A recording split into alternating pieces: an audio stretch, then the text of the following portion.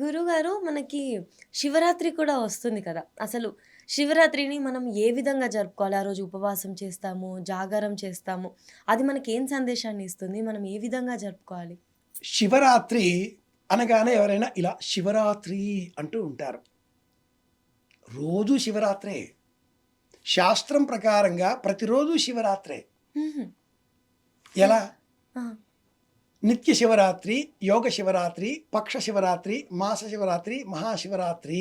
శివరాత్రులు 5 విధాలు. ఓకే. నేను సృష్టికర్తను అన్న అహం ఒక చోట, హ్మ్. నేను అభివృద్ధి చేసేటటువంటి శక్తి మరి ఒక చోట, బ్రహ్మ విష్ణువు. హ్మ్. నేను అన్న సంపూర్ణమైన అహంతో ఉండే ఇరువురి మధ్యన ఏది నిజం కాదు, మీకు కనిపించేది వాస్తవం కాదు.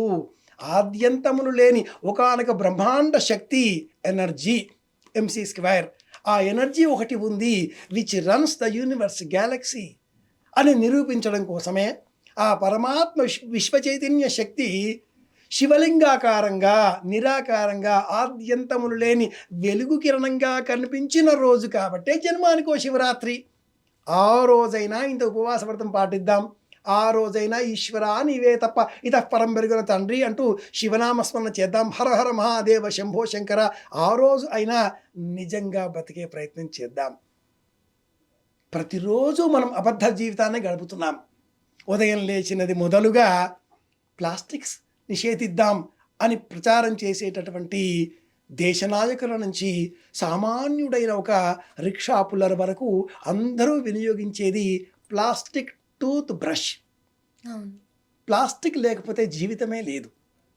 నియంత్రించే పని చేద్దాం, వాస్తవంగా మాట్లాడే ప్రయత్నం చేద్దాం. శివరాత్రి రోజు జన్మానికో శివరాత్రి. రోజు మేస్తూ ఉన్నాం, ఒక్కరోజు మేయడం మానేస్తే కొంపలు కొల్లేరవుతాయా?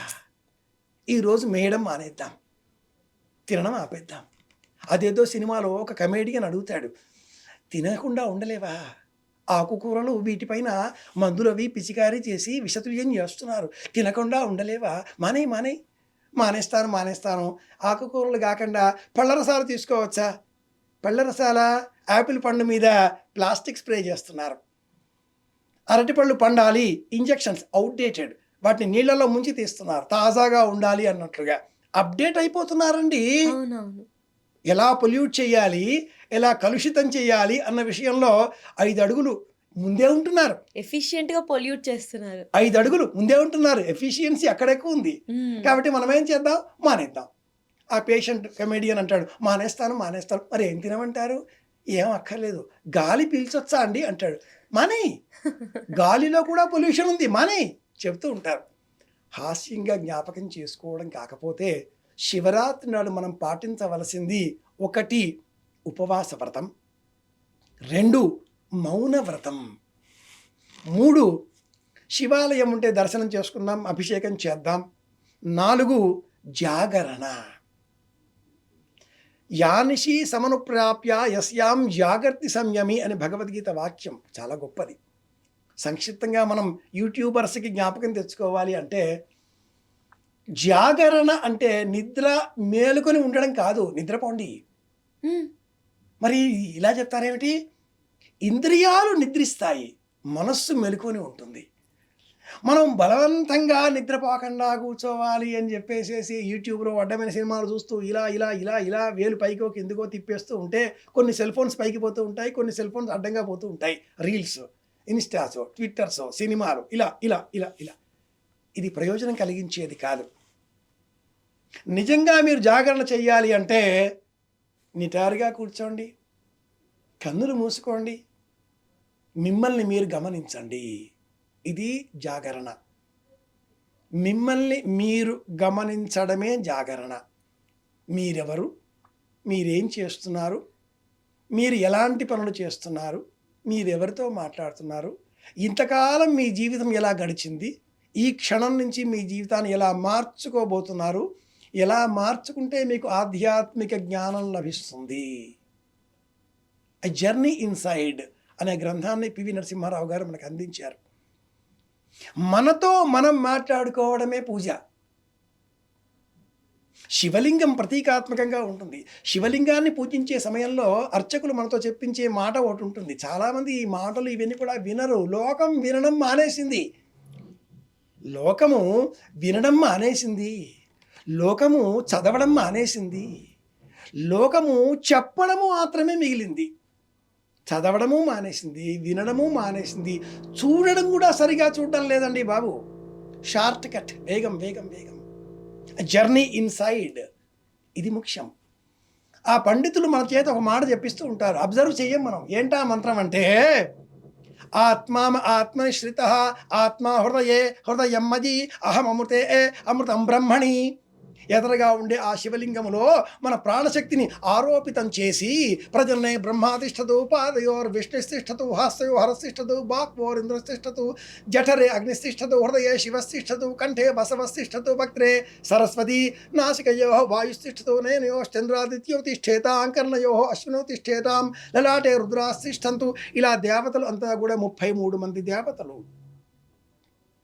అశ్విని దేవతలు, సూర్యాది దేవతలు, ఇలా 11, 12, 2 ఇలా 8 మంది అష్టవసువులు కలుపుకొని 33 మంది దేవతలు ఈ దేహం అంతా కూడా ఉన్నట్లుగా మార్చుకొని, నేనే శివుడిని. బాల సినిమా ఏదో పూర్వం వచ్చింది ఇలాగే, నేనే దేవుణ్ణి అనే సినిమా వస్తుంది ఒకటి. అఘోరాలు చెప్పిన కాన్సెప్ట్ కూడా ఇదే. నేను శివుడిని అన్న జ్ఞానం పెంచుకుంటే ముందు మౌన వ్రతం పాటించాలి. నాతో నేను మాట్లాడడం అలవాటు చేసుకోవాలి. అదే పూజ. శివరాత్రి నాడు ఎదురుగా ఉండే ఆ శివలింగం మీద కాసింత పత్రి, అంత మంచి తీర్థం, అంత భస్మం, ఈ కాలంలో లభించే మోదుగ పుష్పాలు, ఎవరికీ ఉపయోగం లేనటువంటి, ఏ దేవత ఆశించినటువంటి జిల్లేడు పువ్వుల మాలిక కోరతాడండి పరమేశ్వరుడు. జిల్లేడు పువ్వులు, తెల్ల జిల్లేడు పువ్వులు విశేషంగా చెబుతూ ఉంటారు. ఈ జిల్లేడు పువ్వులు 3 రంగుల్లో లభిస్తాయి. ఈ ప్రాంతంలో లభించేవి తెల్ల జిల్లేడు, నీలము పసుపులో కూడా లభిస్తాయి. ఏవో జిల్లేడు పువ్వుల మాలిక, ఉమ్మెత్త పుష్పాలు, లేదా మనకు ఏ దేవుడికి అర్పించినటువంటి ఎక్కడో అలాగా ఉండేవి కూడా ఇష్టపడతాడు పరమేశ్వరుడు కదా. శ్మశానవాసి కదా. ఎవరో అన్నారు, శివుణ్ణి పూజిస్తారా, మీరు శ్మశానం చేసుకుంటారు. వాళ్ళు చాలా మతాన్ని ప్రచారం చేసేవాళ్ళుగా మారిపోతున్నారు. పీఠాధిపతులు ధర్మాన్ని ప్రచారం చేయాలి, మతాన్ని కాదు. ఈనాటి కాలంలో దాదాపుగా అందరూ పీఠాధిపతులు ధర్మం చెబుతున్నాం అంటూ ధర్మం గురించే మాట్లాడుతూ మత ప్రచారకులుగా మాట్లాడుతున్నారు. అనాదిగా ఈ దేశంలో ఉండే పీఠాలు ఒకే ఒకటి పీఠం, సర్వజ్ఞ పీఠానికి సంబంధించినటువంటి శంకర పీఠం మాత్రమే సత్యమైన పీఠం. ఇతర పీఠాలన్నీ తరువాత వచ్చినవే, మతాలను ప్రచారం చేసుకున్నవే. మన విషయానికే అంటూ వచ్చేస్తే, శివరాత్రి నాడు పాటించవలసిన విధులలో మొట్టమొదటిది, సూర్యోదయం 6 గంటల మొదలుగా రేపు సూర్యోదయం 6 గంటల వరకు ఈ 60 ఘడియల కాలం, 24 గంటల కాలం, 1440 నిమిషాల కాలం నేను మౌనాన్ని పాటిస్తాను. Keep quiet, journey inside. లోన శివతత్వం ఉన్నది అనే గ్రహింపు పెంచుకుంటాను. బాహ్యంగా భస్మాన్ని ధరించిన, మెడలో రుద్రాక్ష మాలికలు వేసుకున్న, తెల్లని వస్త్రాలు ధరించిన, కాషాయ వస్త్రాలు ధరించిన, శివాలయానికి వెళ్ళినా, ఇవన్నీ లౌకికంగా కనిపించే అంశాలే అవుతాయి. ఉపవాసం ఉన్నాను, శివారాధన చేస్తున్నాను, భస్మధారణ చేశాను. శివుడిని చూచే నిమిత్తమే ఆలయాలకు పరిగెడదామా, శివుడిని నీలో వెతికే ప్రయత్నం చేద్దామా?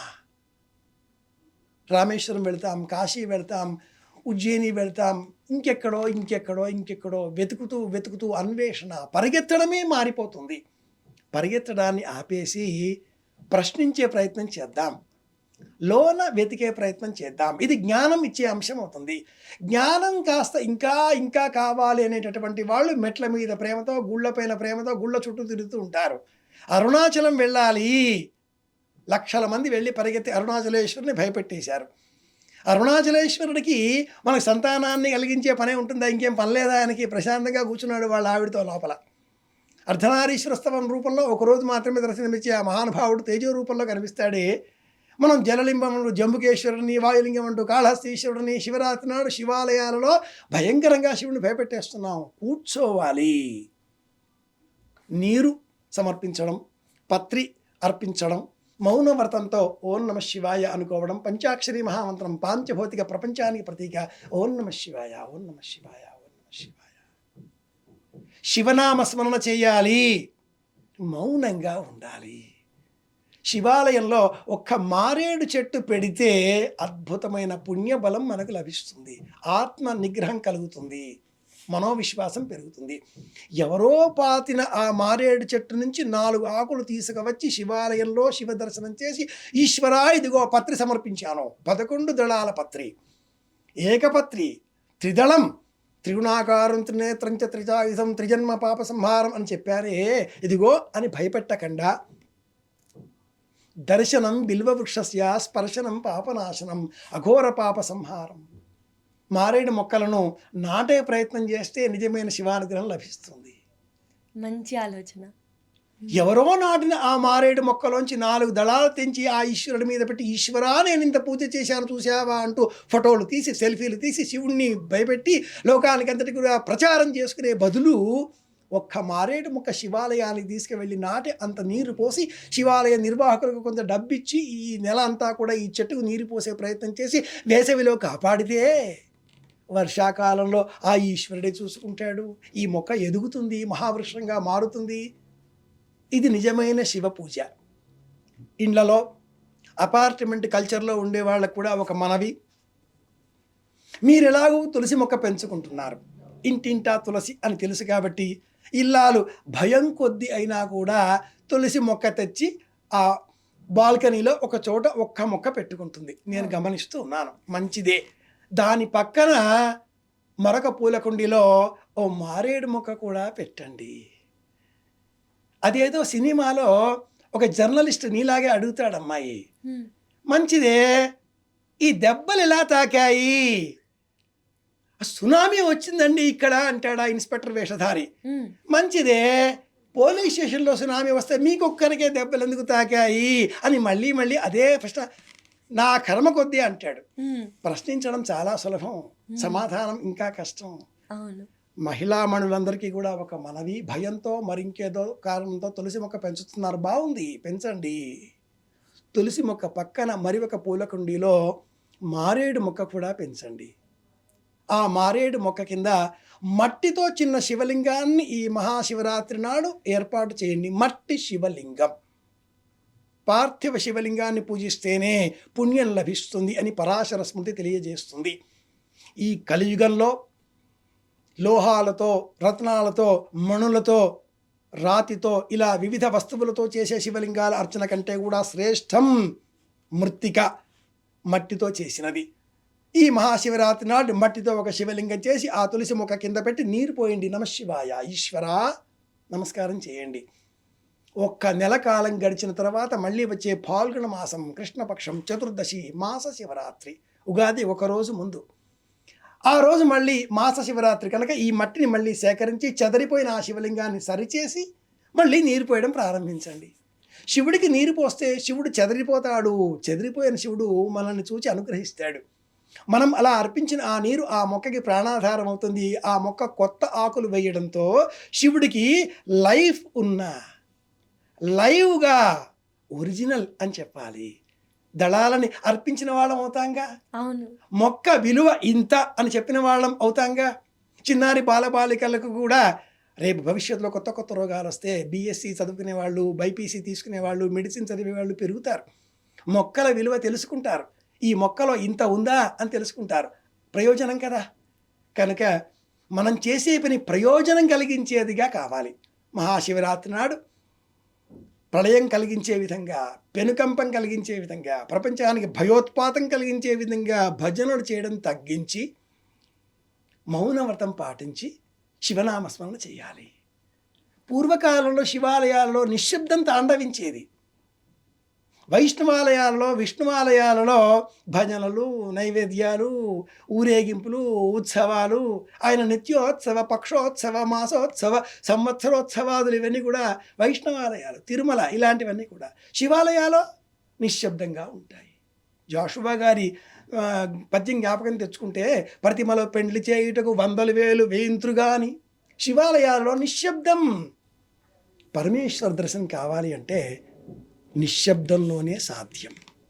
ఇది సంగతి.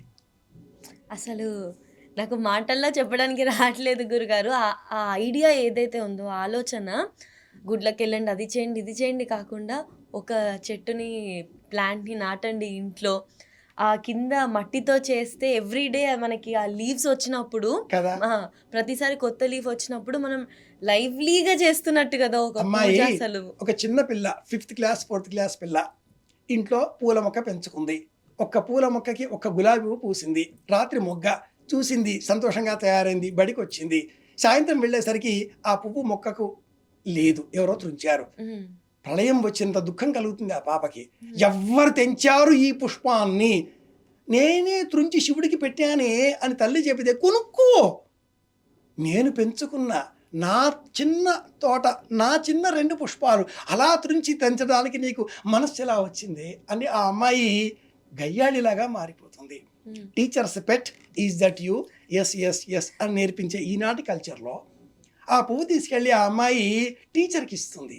టీచర్ తనని పేరుతో పిలిచింది అన్న జ్ఞాపకం పెట్టుకుని కృతజ్ఞతాపూర్వకంగా, నేనొక పూల మొక్క కడనల్చి చివారున కొమ్మ వంచి గోరానుడు అంతలో నా విరులన్నీ జాలిగా నోళ్లు విప్పి మా ప్రాణము తీతువా ఎనుచు బావురు మన్నవి కుంగిపోతి అంటూ జంధ్యాల పాపయ్య శాస్త్రి గారి కరుణశ్రీలో చెబుతారుగా. ఆడవాళ్ళు ఎంత నిర్దయులయ్యారు అంటే, ఊలు దారాలతో గొంతుకకు ఉరి బిగించి గుండెలో నుంచి సూదులు గుచ్చి కూర్చి ముడుచుకొందరు ముచ్చట ముడుల మమ్ము అకట దయలేని వారు మీ ఆడవారు అని చెప్పిన ఆ మహానుభావుడు మగవారిని మాత్రం తక్కువేం దూషించలేదు, వారిని అన్నాడు. మాదు నెత్తురులను అత్తరులుగా అలదుకొనడు మీరు మైల పడిపోయినో ఈ నీ మనుజ జన్మ అన్నాడు. మొక్కలు, పుష్పాలు ప్రాణంతో ఉన్నవి. చినోచిత్వాం త్రుంచే సమయంలో కూడా నమస్కారం చేస్తూ నారాయణస్య పూజార్థం చినోమిత్వాం నమోస్తుతే, నారాయణుని పూజ కొరకు నేను త్రింపుతున్నాను తల్లి, తను దూషించకు అంటూ మృదువుగా ప్రాణంతో ఉన్నంత కోమలంగా ఆ మొక్కను ఇలా వంచి త్రుంచాలి, కానీ పాశవికంగా క్రూరంగా. ధర్మశాస్త్రం ప్రకారం పుష్పం పెటల్స్ రెక్కలు అంటాం. ఆ రెక్కలను తుంచే వాళ్లకు దాంపత్య ధర్మం సిద్ధించదు. ఎవరైతే పుష్పంలో రెక్కలు పెటల్స్ ఇలా తీసివేస్తూ ఉంటారో భార్యాభర్తల మధ్య విరోధాలు పెరుగుతాయి. ఇది ధర్మశాస్త్రం చెప్పే అంశం.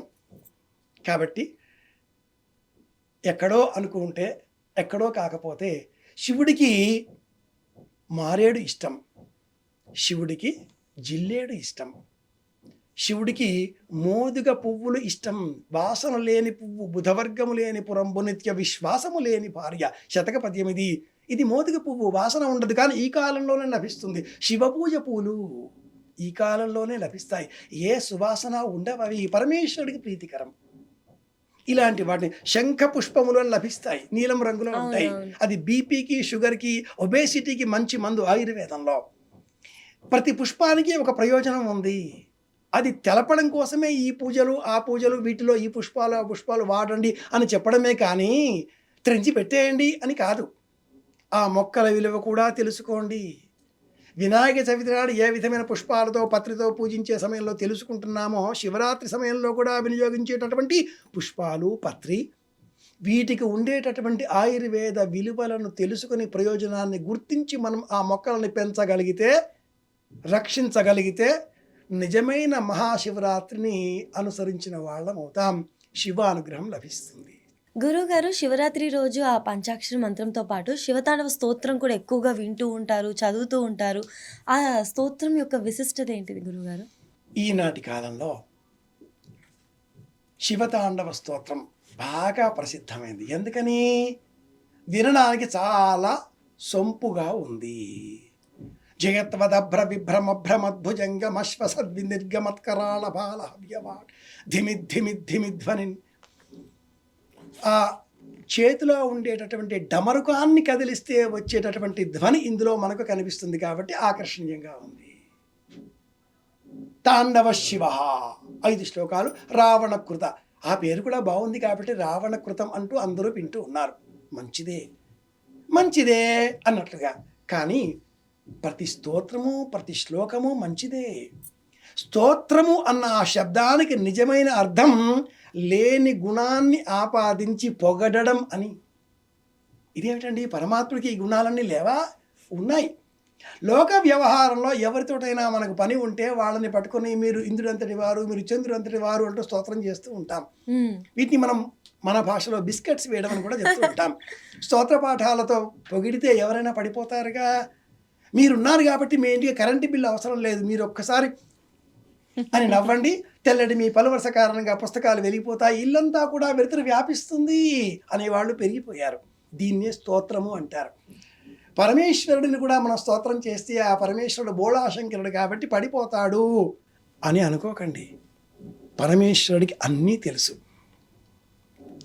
కాబట్టి పరమేశ్వరుడిని అంత సులభంగా పడిపోయేవాడిగా మనం స్తోత్రం చేస్తే, పడిపోయేవాడిగా భావన చేస్తే అది మన అవివేకం, అజ్ఞానం. ఆయన మనబోటి వాళ్ళని కోటాను కోట్ల మందిని 84 లక్షల రకాల జీవకోటిని సృష్టించి ప్రళయకాలంలో లీనం చేసుకునే పరమేశ్వరుడు కాబట్టి అంత సులభంగా పడిపోయే బాపతి కాడు.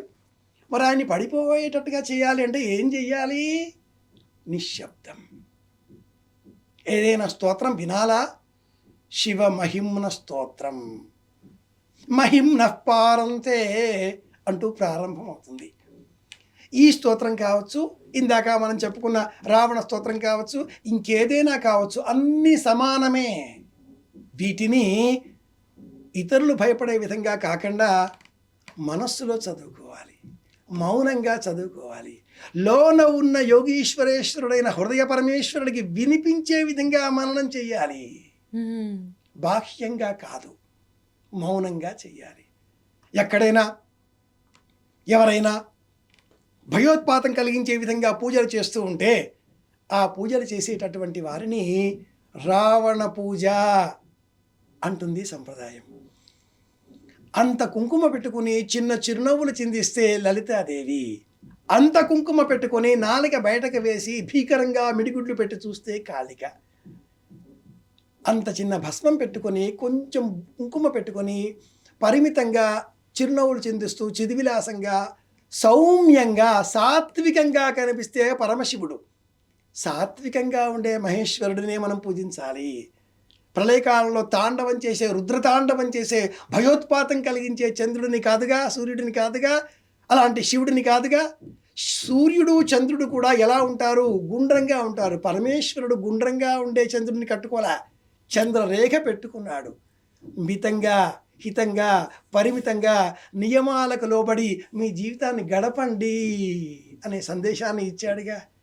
ఎగిరిపోండి అంటూ పౌర్ణమి నాడు చంద్రుడిని ఇవ్వలా, ఒదిగి ఉండండి.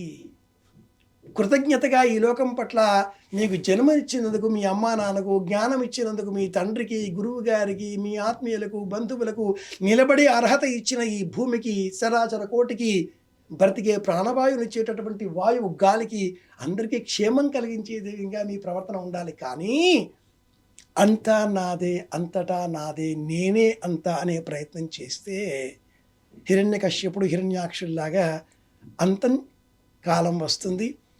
ఆ అంతకాల స్వరూపుడైన కాలాయ నమః కలవికరణాయ నమో బలవికరణాయ నమో బలాయ నమో బలప్రమథనాయ నమః సర్వభూతరమణాయ నమో మనోన్మనాయ నమః.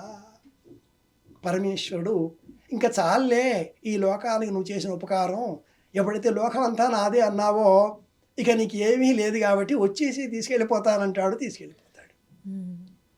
అలా కాకూడదు, మౌనంగా ఉండాలి. చక్కగా మీరు చెప్పిన విధంగా ఈ మహాశివరాత్రి నాడు మౌనం, ఉపవాసం, జాగరణ అవన్నీ కూడా పాటించి అందరూ కూడా హ్యాపీగా సంతోషంగా ఉండాలని మనస్ఫూర్తిగా కోరుకుంటున్నాను గురుగారు. శుభమస్తు. మంచి మాట.